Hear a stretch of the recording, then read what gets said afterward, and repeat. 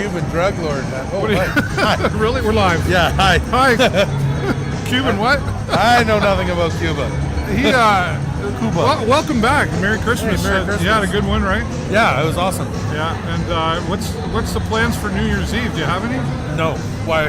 No, I don't want to plan ahead. No. No, No going out and celebrating? I don't think so. Not at this moment.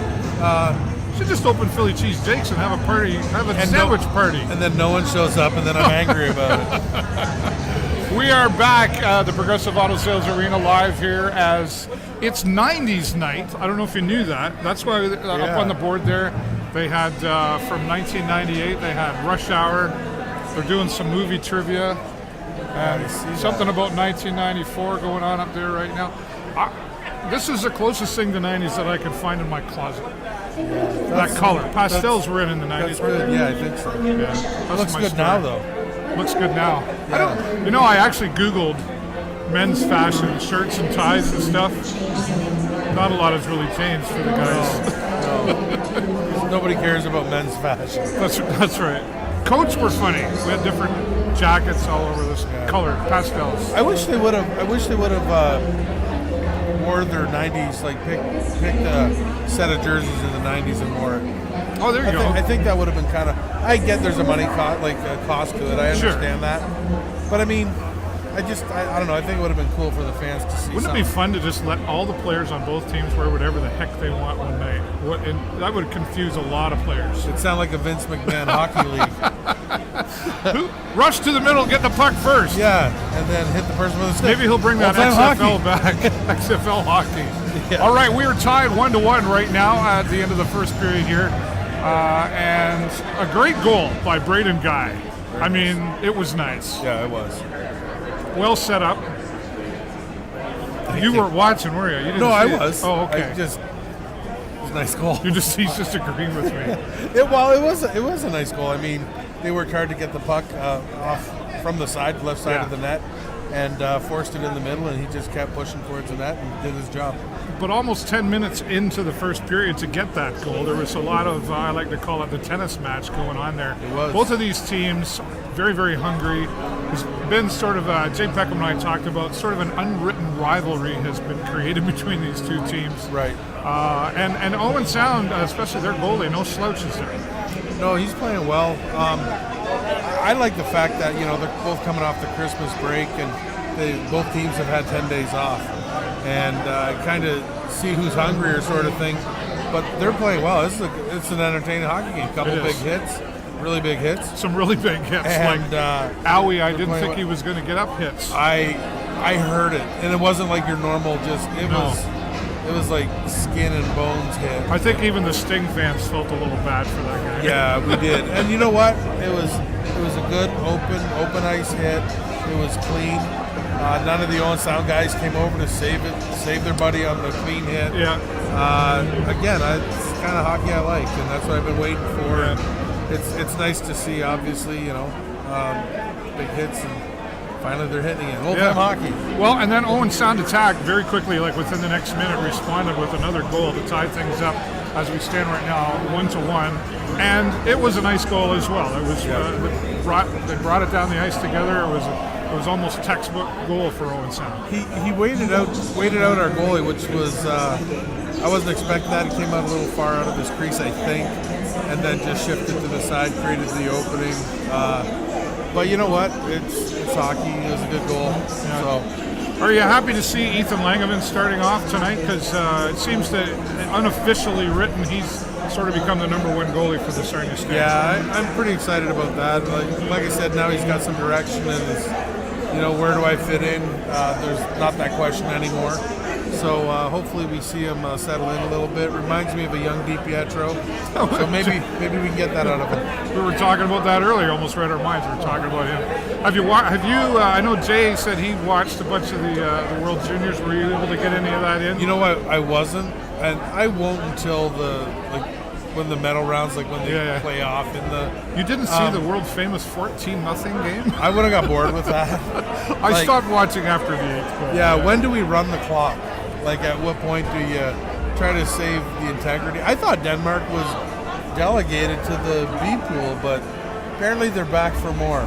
Yeah, well, we'll see what happens there. Yeah. We also, it's funny, we talked about that earlier as well, is how, well, you almost start to feel bad a little bit when you're killing the other team that much, but you can't take your foot off the gas pedal because that's when things go wrong. Well, exactly, and I think I said delegated instead of relegated, so I do apologize. Whatever. Well, we don't. If you hadn't have said anything, Jake, nobody would have known. You know what, Jason? Nobody's watching this. Jason, the producer's not here, so He's not, and would've filled he. this out. I don't know. I'm gonna have to talk to that BOY because he's. Yeah. Well, something about a job he's got or something. He'd rather work somewhere else than for dear old crazy dad. kids. It is a great hockey game, but they got to come out ahead.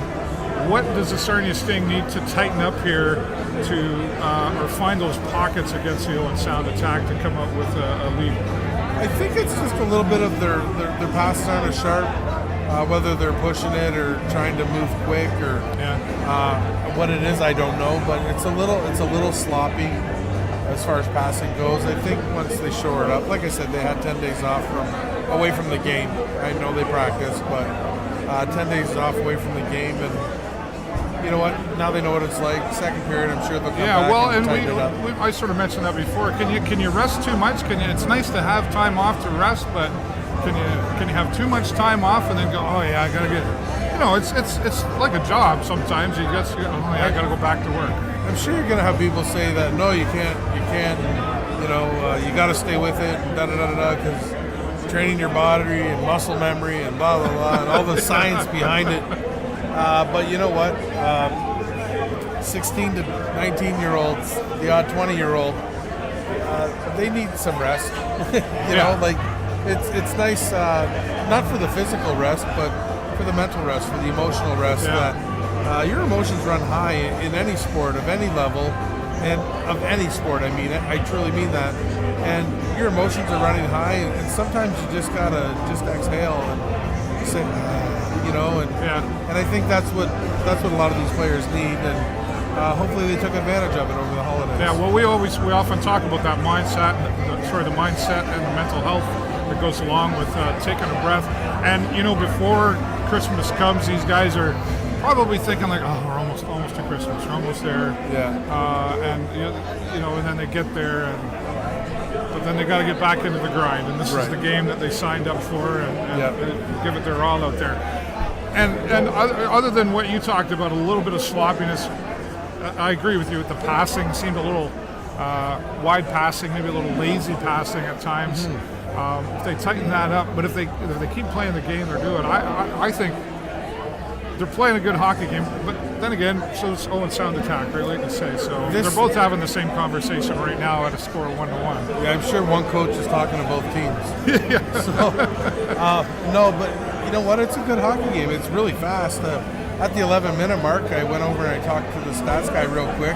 There's only 3 face-offs at the 11-minute mark. So when you're getting, a minute and a half tops break for 9 minutes of hockey, you know what? Anybody's going to take that. And as a fan, you're liking that back and forth and those chances. And with 11 or 12 shots by the Sting, 8 by Owen Sound. I mean, their shots on net. It's not like it's all between the blue lines. Right. So, pretty happy about that. Our bagpipers are here tonight, as we can hear them coming out there right now, remembering our veterans. Yes. The Sarnia Sting very good at doing their part in remembering. We're seeing John Harold Rohde up there tonight is the veteran that's being remembered here tonight. And he's actually, I see him, he's on the ice right there. Okay. Moving forward to Sunday's game, it's the 402 battle once again here.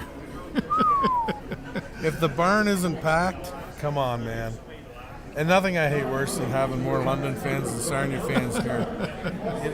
It's spend the $1 or $2 extra to whatever you're gonna do and get a ticket and put it in. It's a rivalry that's been going on for years, and it's always a good hockey game. It usually is. Yeah, we came out ahead last time, which was good. Well, we did. I won. And also something else that something to keep in mind is I believe London are missing about 4 players to the World Juniors. Right.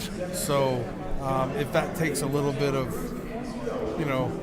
talent away from them, that we're able to squeak a win out at the end of the day, you just want to win. So We'll take it. we'll take the W. We'll and take whatever advantage I we don't care can. what excuse we need to have. Perfect. All right, well, we're going to break up here as so we can go out and appreciate the veterans and the bagpipers here at the Progressive Auto Sales Arena. One apiece here up on the board for the Sarnia Sting and the Owen Sound Attack. We'll see who starts to come out further ahead in the second period. Jay Peckham will join me once again at the next intermission. And, of course, post-game, we've always got some special interviews in the Players' Lounge. Keep following everywhere so that we can keep you updated on our Facebook page, Twitter, and everywhere else. Jake, thanks so much for joining me, and we'll see you Sunday. Yeah, Good to hear. absolutely. Thanks for bringing Perfect. the headset that fits my hat. I love the hat, by the Well, way. I'm still waiting for the looks Philly silly Cheese right now. Jake jacket, though, like the Macho Man. maybe Sunday. Maybe Sunday. Okay. Maybe Sunday I'll bring it. Everybody, thanks so much for watching. Watching. Thanks for walking. Thanks for walking. Thanks for walking with us. Thanks for watching, everybody. My friend Jake Chersky. Go check him out, 988 Confed Philly Cheese Jakes. When are you back open? Monday? You'll be open Monday, New Year's Eve So. Day. Is that New Year's Eve day? Yeah. It is. Sure, why not? Maybe. Yeah. Deli good. sandwiches. We'll do deli sandwiches. Thanks everybody for the show live on location. On behalf of the Video Show Network, I'm David Burrows and my friend Jake Chersky. Thanks for watching, everybody.